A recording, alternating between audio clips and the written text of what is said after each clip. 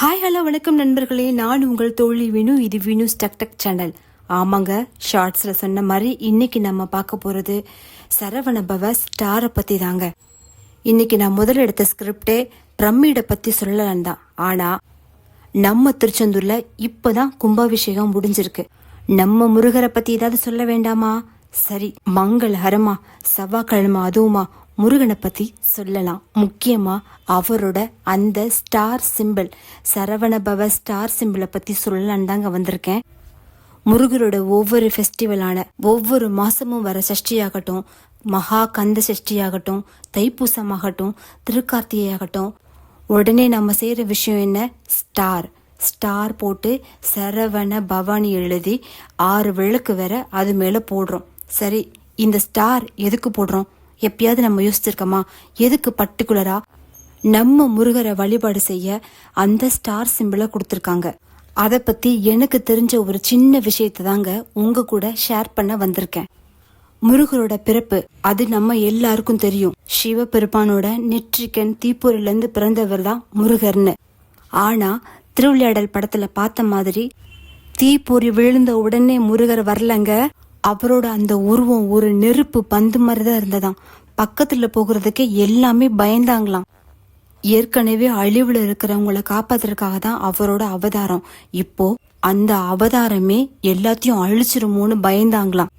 மறுபடியும் சிவபெருமான் கிட்டயே போய் முறையிட, வழக்கமா நம்ம வீட்டு ஆண்கள் ஒரு விஷயத்துல தப்பிக்கிறதுக்கு வீட்டுக்கார அம்மா கிட்ட ஒரு வார்த்தை கேட்டுட்டு சொல்றேன்னு சொல்லுவாங்க இல்லையா? அது போல சிவபெருமானும் இனி சக்தி கையில தான் இருக்குன்னு சொல்லிட்டாரா. ஆமாங்க, சக்தி இல்லையே சிவமா? இந்த பிரபஞ்சம் சிவபெருமான்னா அந்த ஆற்றல் சக்தி இல்லையா? அதனாலதான் அவங்களுக்கு பேரு சக்தி இல்லையா?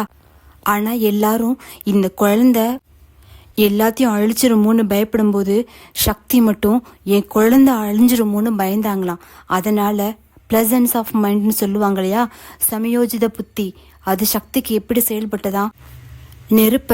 நெருப்பால மட்டும்தான் கையாள முடியும் இல்லையா? அதிலும் அந்த நெருப்புக்கு தாய்மை உள்ள இருக்கணும் இல்லையா? அவங்க நினைச்சா அக்னி பகவான்கிட்ட கொடுத்து கையாள சொல்லலாம். ஏன் சொல்லல? அது குழந்தை. அதுக்காக நம்ம சக்தி தேவி தேர்ந்தெடுத்ததுதான் நம்ம கார்த்திகை பெண்கள்ங்க.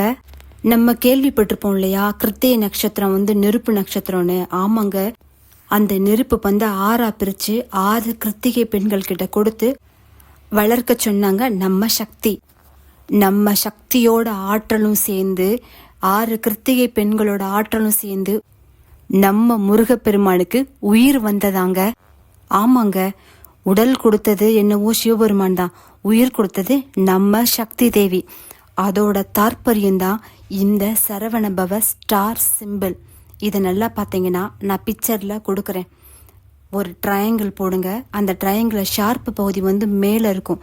அதுதான் ஃபயர், மேல் எனர்ஜி, அதாவது ஆண் சக்தின்னு சொல்லுவோம். இது தாங்க நம்ம சிவபெருமான். அதே ட்ரையாங்கிளை தலைகீழா மாத்துங்க. அந்த ஷார்ப் பகுதி கீழே இருந்தா அதுதாங்க ஃபீமேல் எனர்ஜி, நீர் தத்துவம்னு சொல்லக்கூடிய நம்ம சக்தி தேவி. இப்போ இந்த 2 ட்ரையாங்கிளையும் இணைங்க. நம்ம நெருப்பு தத்துவமான சிவபெருமானும் நீர் தத்துவமான சக்தியும் இணையும் போதுதான் நம்ம முருகப்பெருமானோட ஸ்டார், முருகப்பெருமானோட அவதாரம்.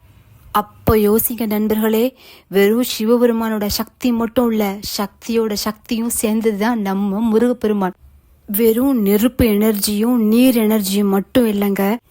இதே சிவபெருமானோட மேல் ட்ரையாங்கிள் மேல ஒரு கோடு கிச்சுனா அதுதாங்க ஏர் எனர்ஜி, அதாவது வாயு தத்துவம்னு சொல்றோம். அதே இது சக்தியோட அந்த கீழ் நோக்கி இருக்கிற ட்ரையாங்கிள் இருக்கு இல்லையா, அந்த ஷார்ப்புக்கு கீழே ஒரு கோடு கிச்சுனா அதுதாங்க எர்த் எனர்ஜி. ஸோ நெருப்பு, வாயு, பூமி, நீருன்னு எல்லா தத்துவமும் இணைஞ்ச அந்த ஸ்டார் நம்மளை எது நோக்கி வழி நடத்துமா? ஆகாய ஆற்றலை நோக்கி தாங்க. இந்த கலியுகத்துல எனக்கு இருக்க பிரச்சனைகளை யாரை நான் இருக பிடிச்சா என்னோட பிரச்சனை சரியாகும்?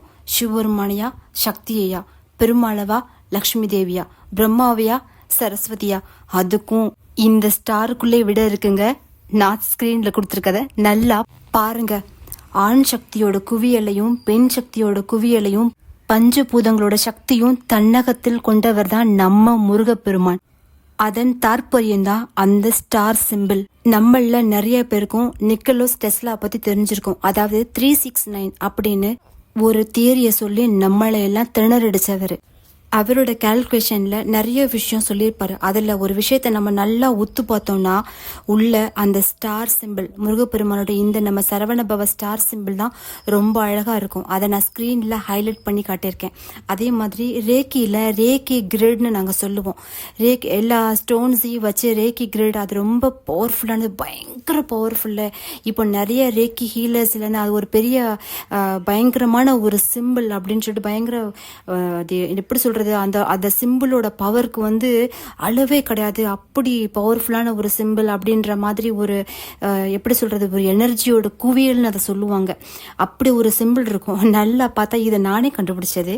நல்லா பார்த்தீங்கன்னா நல்லா பார்த்தீங்கன்னா அதுக்கு உள்ளேயும் நம்ம முருகப்பெருமானோட இந்த சரவணபவ ஸ்டார் சிம்பிள் தாங்க இருக்கு. அதை நான் ஹைலைட் பண்ணி காட்டுறேன். அதை பார்த்த உடனே எனக்குமே ரொம்ப அதிசயமா இருந்தது. அது ஸ்டார் சிம்பிள், அது உள்ள என்னமோ குறுக்க கோடு போட்டு ரவுண்டா போட்டு அது எனர்ஜி குவியல்னு சொல்லியிருக்காங்க. ஆனா பேசிக் நம்ம சரவணபவ ஸ்டார் சிம்பிள் தான். இது ஒரு சிம்பிள்ல அவ்வளோ அதிசயங்களும் ஆற்றலும் நிறைஞ்சிருக்கு.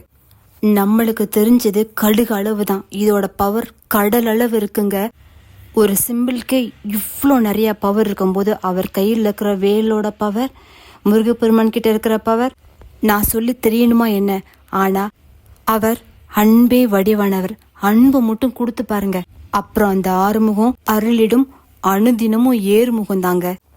உங்களுக்கு முருகரை பிடிக்கும்னா ஒரு லைக் மட்டும் போடுங்க.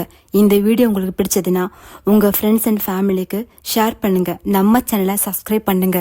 உங்களோட இந்த ஊக்கமும் உற்சாகமும் தான் இன்னும் நிறைய விஷயங்களை உங்ககிட்ட சேர்க்கறதுக்கு என்ன ஊக்குவிக்கும்.